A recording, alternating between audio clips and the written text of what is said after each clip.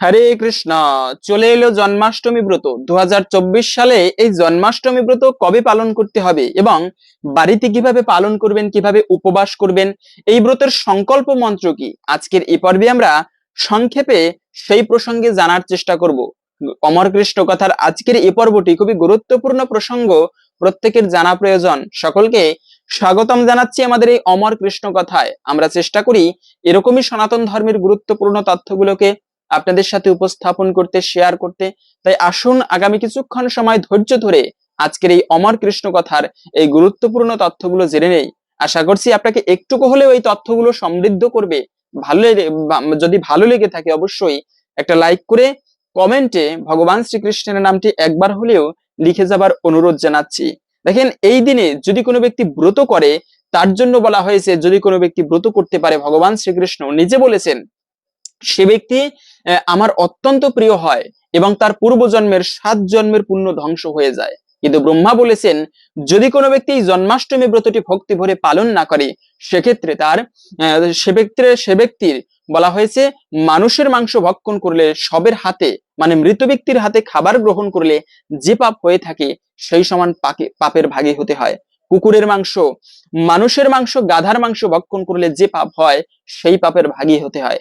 জ্ঞানী ব্যক্তি জানে জন্মাষ্টমী ব্রতের মাহাত্ম্য সম্বন্ধে। জেনে বুঝে যে ব্যক্তি এই ব্রতের পালন করবে না, অবহেলা করবে, সে ব্যক্তি বিষধর সর্প হয়ে গভীর অরণ্যে বাস করবে। আমার কোনো কথা নয়, ব্রহ্মাজি পদ্ম পুরাণে নারদ মুনিকে নিজে বলেছেন এই কথা। সেজন্য প্রত্যেকের উচিত এই জন্মাষ্টমী ব্রতটি ভক্তি ভরে পালন করা।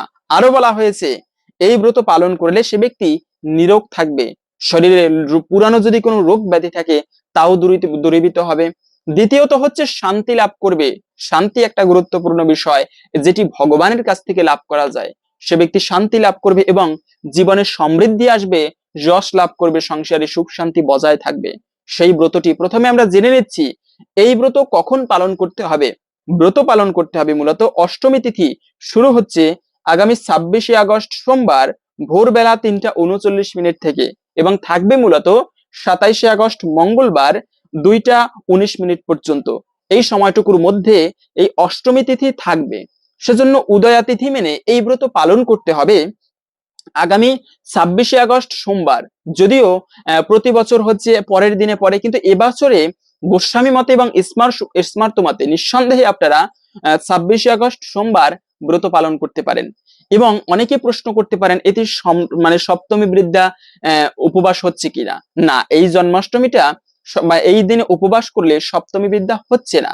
এই দিনে সঠিক নিয়মে এশিয়া মহাদেশের এই দিকে 26শে আগস্ট সোমবার পালন করতে হবে। এবং কিছু কিছু দেশ রয়েছে, আমেরিকা, উত্তর আমেরিকা, এই সমস্ত দেশে 27শে আগস্ট এই ব্রতটি পালন করতে হবে। কিভাবে পালন করবেন?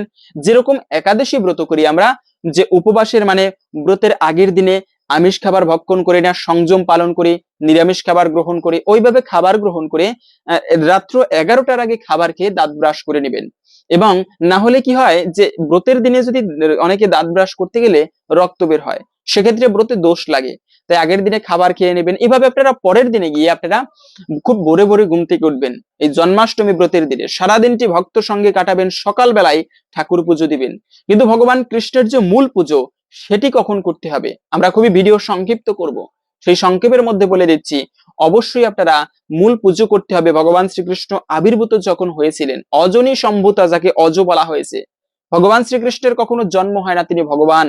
অনেকে অবজানন্তি মামুমুরা মানসিম তনুমাশ্রিতাম পরম ভাবমজানন্ত মামুভূত মাহেশ্বরাম। মূর্খ লোকেরা তারা ভেবে থাকে ভগবানের জন্ম হয়। গীতার মধ্যে বলেছেন ভগবান কৃষ্ণ, কিন্তু তিনি হচ্ছেন অজ, তার কখনো জন্ম হয় না। সেই ব্যক্তির জন্মাষ্টমী ব্রতর দিন অবশ্যই খুবই গুরুত্বের সহিত পালন করবে। এই দিনে কেবলমাত্র না খেয়ে থাকা নয়, এই দিনে উপবাস করে অবশ্যই সকালবেলা ভগবানের বিশেষ সংকল্প করতে হয়। আপনি মন্ত্র না জানেন, সেক্ষেত্রে আপনি বাংলায় ভগবানের কাছে প্রার্থনা করবেন, হে প্রভু, আমি তোমার কৃপা লাভের জন্য এই জন্মাষ্টমী ব্রত করার সংকল্প নিচ্ছি, কৃপা করো আমাকে যেন তোমার কৃপায় এই ব্রতটি ভক্তির সহিত পালন করতে পারি।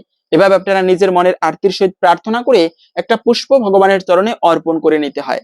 সারাদিনটি এরপরে আপনারা সম্ভব হলে নির্জলা ব্রত করবেন। কি অসুস্থ কি সুস্থ প্রত্যেকের এই জন্মাষ্টমী ব্রত পালন করা উচিত। যারা অসুস্থ, যে সমস্ত মায়েরা গর্ভবতী, আপনারা ফলমূল খেয়ে ব্রত করুন, কিন্তু এই দিনে কখনো পিঠা পুলি পায়েস অন্ন সবজি খাবেন না। এবং অনেকে আছে প্রশ্ন করেন এই দিনে তালের পিঠা খাওয়া যাবে কিনা। মনে রাখবে, তালের পিঠা ভগবানকে ভোগ দিবেন এই দিনে, কিন্তু সেই প্রসাদ এই দিনে গ্রহণ না করে সযত্নে রেখে দিবেন, পরের দিনে যখন পালন করবেন সেই সময় গ্রহণ করবেন।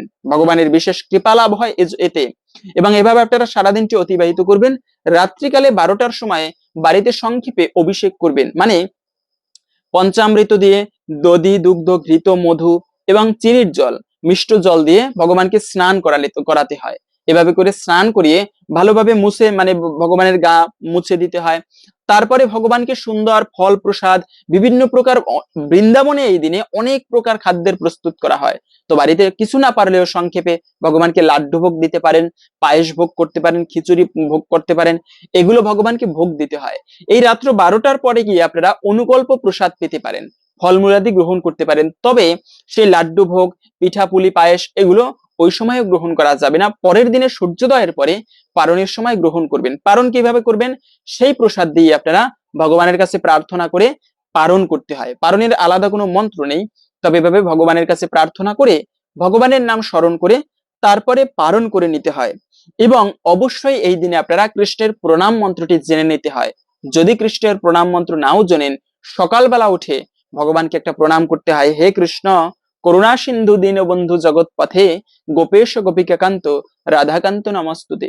প্রণাম করে তারপরে ভক্তি ভরে ভগবানের লীলা কথা, যে ব্যক্তি এই দিনে ভগবানের জন্মলীলা পাঠ এবং শ্রবণ করে, এতে মাত্রই তার পূর্বকালের 7 জন্মের মানে পাপরাশি ভস্মীভূত হয়ে যায়, ভগবানের বিশেষ কৃপা লাভ হয়।